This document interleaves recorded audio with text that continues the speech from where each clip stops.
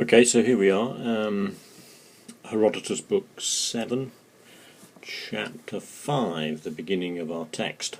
And we start off with a genitive absolute here, apothanontos dareu. So, Darius having died. Now, so you've got to remember basically two dates. 490, the Persians make an assault on Greece, and Darius is the king of the Persians, and famously this assault is repelled at the Battle of Marathon, 490 BC. And the date you have to remember on top of that is 10 years later, 480 BC. And in 480 BC the Persians come back again. But this time Darius is dead and they are led by his son Xerxes. Now Darius died in 486 BC. So Darius having died, Basileia, the throne, the kingdom, I suppose, succeeded to his son, and his son Xerxes, the son Ekenu of that man, Darius.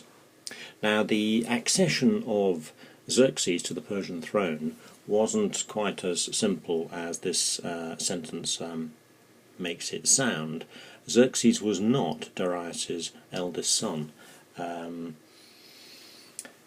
but he was the basically Darius had a number of sons by a number of women, but Xerxes's claim to be Darius's successor is the fact that his mother is a woman called Atossa, and Atossa is the daughter of Cyrus the Great, the man who founded the dynasty.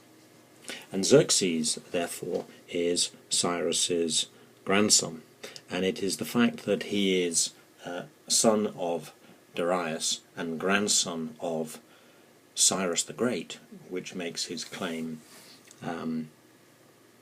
powerful. And he has half-brothers who are elder than him, but they are not descended from Cyrus. We call the dynasty the Achaemenid dynasty, and Xerxes inherits because he is not just Darius's son, he is also Cyrus's grandson. Now Xerxes, in the second sentence, was an keen, prothemos, udamos, quite a strong negative, not at all keen. Here's the infinitive, stratuesthai, to march against Greece. This toi noon is an interesting little particle. It introduces the idea that though Darius had been very keen to return to Greece and get his revenge on these Greeks, his son Xerxes, to begin with, and that's the phrase here in actual fact, katarchas, to begin with, Xerxes was not at all keen to march against Greece.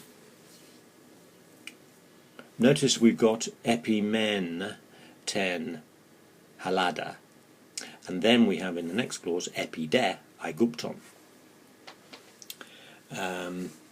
Now we have to remember that after the defeat at Marathon, Darius returns to Persia angry and wanting to seek revenge, and he prepares he spends 3 years in actual fact gathering forces to return to Greece. But then a problem arises in 486, and there's a revolt against Persian rule in Egypt, and this revolt, this rebellion in Egypt, has to be sorted out before they can go back to Greece. Now Xerxes isn't bothered about Greece, but he knows that the Egyptian problem has to be sorted out. So he's not at all keen, to begin with, to march against Greece, but I suppose we're going to translate this verb as he continued to make, this is an accusative, I guess, in preparations for an expedition, so genitive in actual fact, preparations of an expedition against Egypt. So, third sentence. Pareo, now don't be confused by the epsilon there in the middle, that's just paron, being present. Remember, Herodotus's Greek is different from the Attic Greek. His Greek is called Ionic Greek, and there are small differences between the two, but not usually so big a difference that it becomes complicated. Now this is an interesting sentence. Present, being present, and not just present but dunamenos, powerful. I think we'll say influential, with him, with Xerxes. Most, it's a superlative notice, megiston, most of the Persians. So the most powerful of the Persians with Xerxes, and here's his name, postponed, Mardonius, the son of Gobryas. We call this a patronymic, so he's given his father's name. So present and influential with Xerxes, the most of all Persians, Mardonius, the son of Gobryas, who was to Xerxes an Epsios, cousin. He is Xerxes' cousin. Why is he Xerxes' cousin? He is the son of the sister of Darius. So what does Mardonius do? Mardonius, well, this is ecomai in actual fact, but I'm going to translate it to something like made use of the following argument. It takes a genitive, this use of ecomai. Made use of the following argument, saying,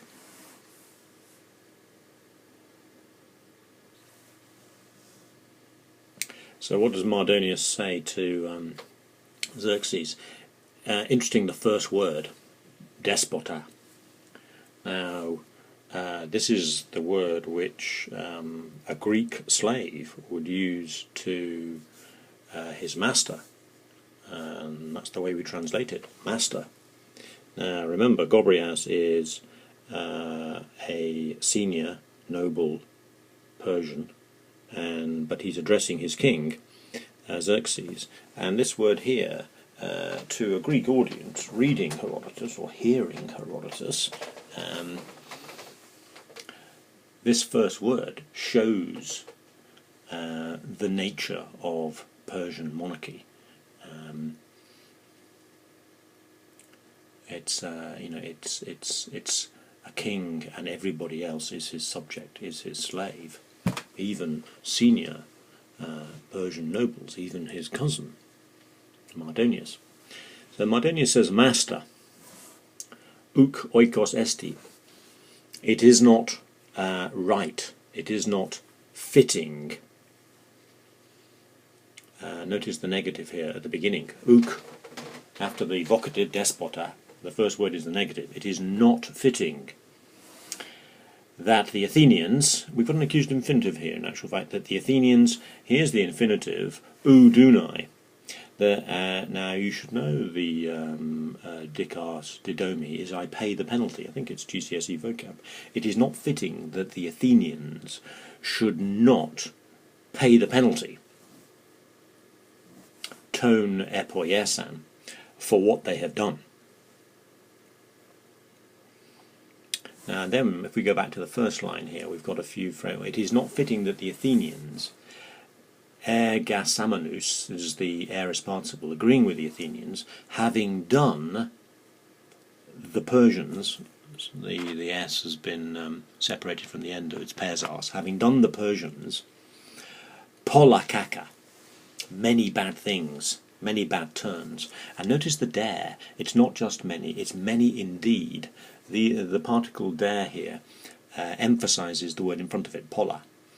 They haven't just done us one bad deed, they've done us many bad deeds indeed. Pardon the pun.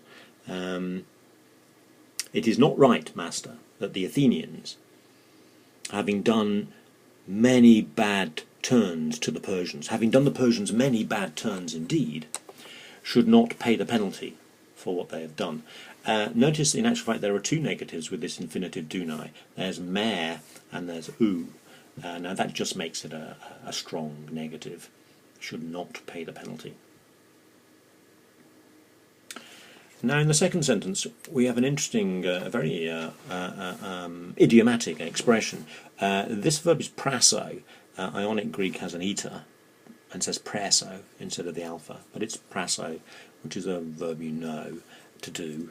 It's clearly an optative, presois, and it's used, it seems to be an if clause.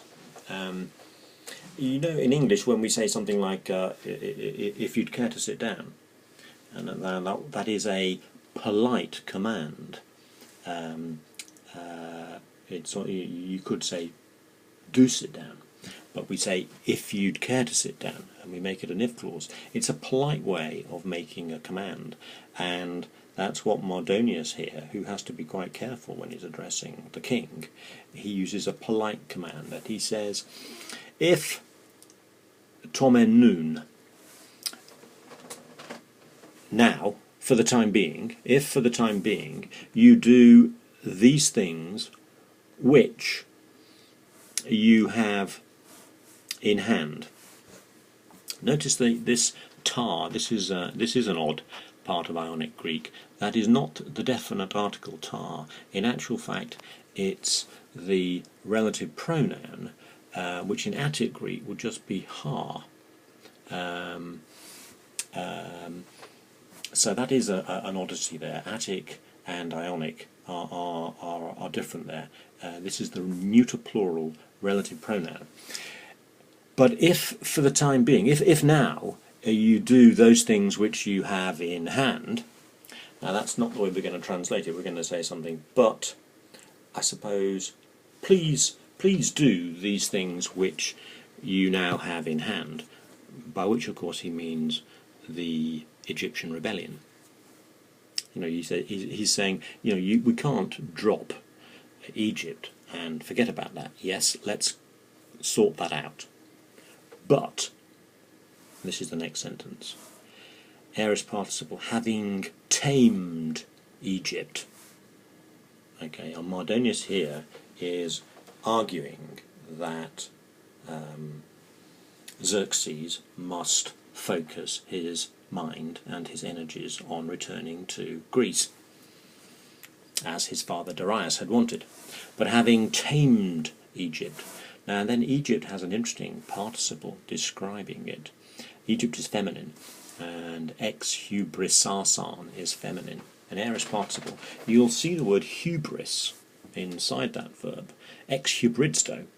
It means to sort of to break out into arrogance and hubris.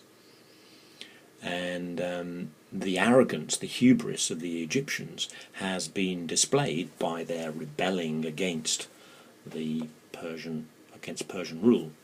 So having, I think we might just say, having tamed arrogant Egypt, then in actual fact Mardonius uses a direct imperative, then march against Athens.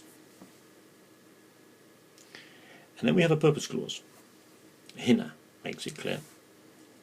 And with a subjunctive, in fact we have two subjunctives. There's the first subjunctive, ekei, and there is the second subjunctive, phulasetai. You can tell by the long vowels, airtai. So, what is going to be the purpose of marching against Athens?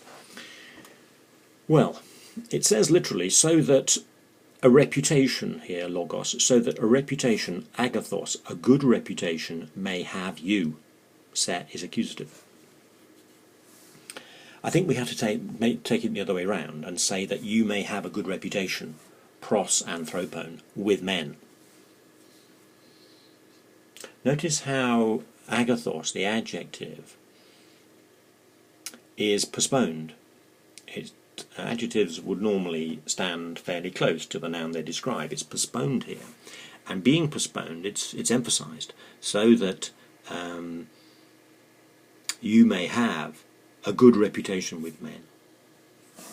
And so that tis, somebody, notice there's no accent on tis, this is not the interrogative, this is the indefinite, and so that somebody, Hjustron doesn't mean later here, it means in the future, which I suppose you can see the connection. And so that somebody in the future may, well, literally may guard against marching against your land. Now, by guarding against, it means thinking twice. If what Mardonius is saying is the Greeks, the animosity between the Greeks and the Persians arose because the Persian power on the what is now the Turkish coast, various cities down the Turkish coast had been ruled by Persia, and they had rebelled against Persian rule with Greek support and connivance. Now Mardonius argues that this is the Greeks chipping away at the Persian Empire, and he's saying if you don't punish the Greeks for invading our land, then other people are going to do the same. You must punish them, and if you punish them, then people in the future will think twice about marching against your land. It might be better to translate tis, as a plural, and so that people in the future will think twice against marching against your land. Notice sen, your land, and se. He is actually portraying this as in Xerxes' interest. We will discover, of course, in the next chapter that Mardonius has his own personal reasons. He's not being as altruistic as he may sound. He's framing his argument as something that's very important for Xerxes to do. But Mardonius has his own personal reasons for making this argument. So there's the end of his speech, trying to persuade Xerxes that he must return to Greece and punish the Greeks. And Herodotus then says, so this was the argument. Hoi is, you may have met it in Homer. It's a very odd thing. It's the equivalent of autoi. This was the argument to him. We would just say this was his argument. This was his argument. Timoros, again the sigma on the end there has been separated. Timoros means of revenge. This then was Mardonius's argument for revenge. We must punish these Greeks for daring to interfere in Persian territory. And I suppose, and then we have 222. It's going to be logu, I think, on the next page, of this argument, and of this argument.